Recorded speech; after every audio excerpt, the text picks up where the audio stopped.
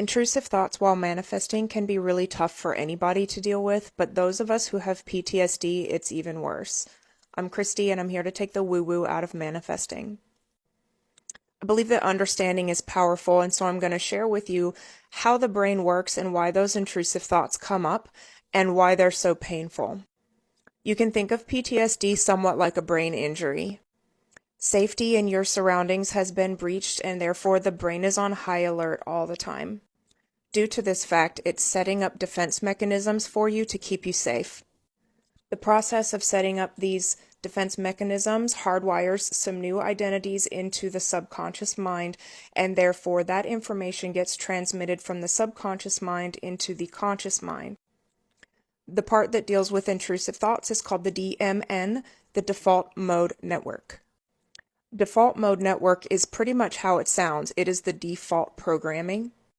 And that is the thought process that occurs when we are doing basically anything other than being actively engaged in a task. The DMN is in charge of our daydreams. And the DMN gets its information strictly from our subconscious mind. As soon as we become involved in a conscious task where we're focusing on something, the DMN goes offline. However, when we have PTSD, this whole system is kind of haywire, so it's not as reliable as it once was. The important thing to understand is that the DMN is not you. It's not actually you thinking those thoughts. It is simply an auto program that is running that is governed by your subconscious mind. When you understand it's not you, you have the power to distance yourself from those thoughts when they come in. You can say silly things to yourself like, "Oh, who left the radio on?" Interrupting the thoughts with lightheartedness will go a long way to diffusing the power that these intrusive thoughts have. The more distance you can place between your identity and the intrusive thoughts, the better, and the less power those thoughts will have over you.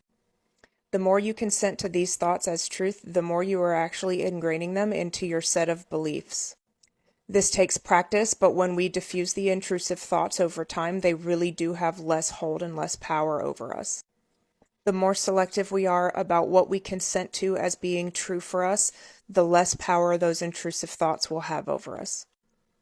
And I want to thank the person who left a comment related to ruminating and PTSD on a previous post. I didn't tag him in this reply, but I did tell him I was planning on making it. I wasn't sure if he wanted his business out there. So if you feel like you have questions for me and you prefer that your business doesn't go out, I'm not going to automatically reply to these comments in videos just for your own privacy's sake. If you resonated with this and found it helpful, please like and follow for more trauma-informed, science-based manifesting. See ya.